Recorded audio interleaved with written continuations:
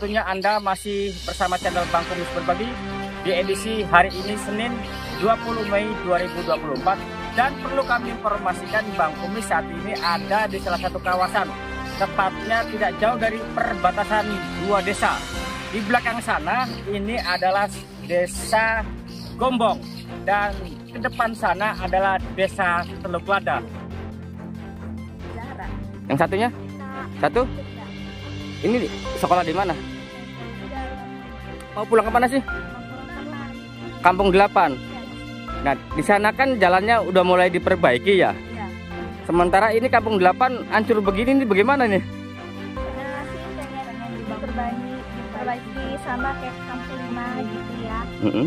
Biar enak kalau jalan mau ke berangkat sekolah tuh tergebecek. Oh, Bang ya, pulang sini jalannya, jalan kita rusak. Bapak kepala desanya tuh jangan dipajak Pak, kasihan. Emang selama ini kepala desanya diem aja jalan rusak ini? Nah Pak, seandainya tuntutan Bapak ini diabaikan oleh pihak-pihak yang terkait, terutama pemborong, itu nanti bagaimana tuh? Ya kami sebagai warga tidak segan-segan Pak untuk demo Pak. Lebih banyak lagi. Besaran, Masyarakat semua Kampung 8 tidak terima bahwa ini jalan dirusak.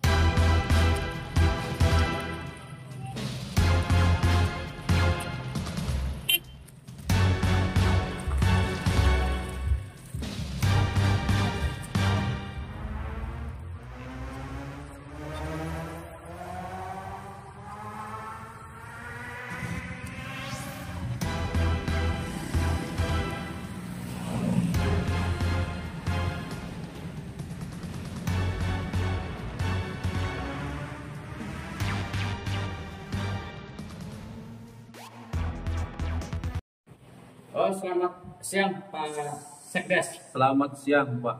Bisa diperkenalkan namanya? Nama saya ada Ridwan SE, Sekretaris Desa Teluk Lada, Kecamatan Soba, Kabupaten Pandeglang. Nah Pak, ngomong Pak Kepala Desanya kemana ini? Pak Kepala Desanya kebetulan itu sedang ada rapat tentang TBC di Kabupaten Pandeglang, Dinas Kesehatan. Nah Pak, mungkin kita bisa langsung aja ke Pak ini ya. Silakan Pak. Biar ini karena tadi pagi ya, Bang Kumis kan sudah dari sejumlah titik lokasi, khususnya di Kampung 8 Pak.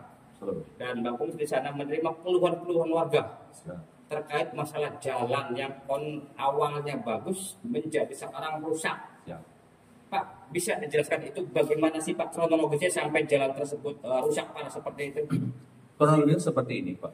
Ketika pada awal pembangunan di jalan berbeton di desa Gombong, itu tepatnya di desa Gombong, awalnya komitmen kepala desa dengan kontraktor itu ketika dilalui silahkan boleh saja, kita punya toleransi untuk membangun antar desa. Tetapi kami komitmen dengan kepala desa juga ketika memang itu jalan bagus, kita punya jalan, ketika rusak dilewati kontraktor atau jalan material, maka kita berkomitmen meminta ke kontraktor harap dibenerin kembali. Ternyata dampak sekarang laporan masyarakat itu banyak laporan ke kami dan kami sudah melakukan koordinasi dengan pihak kontraktor, dengan masyarakat, tapi tetap saja itu ditunda. Akhirnya kita tidak bisa membendung masyarakat karena yang jalan dilalui memang itu sudah rusak parah. Maka masyarakat ada waktu itu menyetok mobil Pak. Mobil intinya bukan anarkis, tetapi pengen segera diperbaiki jalan mereka. Ketika hujan itu lebih parah Pak. Karena rencana kami juga desa di tahun 2025 itu sudah mau dianggarkan, direncanakan di RPJMDes dan RKP 2025. Pak, kalau boleh tahu itu berapa meter sih Pak dari titik awal di irigasi Pak ya? Pintu irigasi sampai ke Gombong itu? Itu 1.200 meter Pak.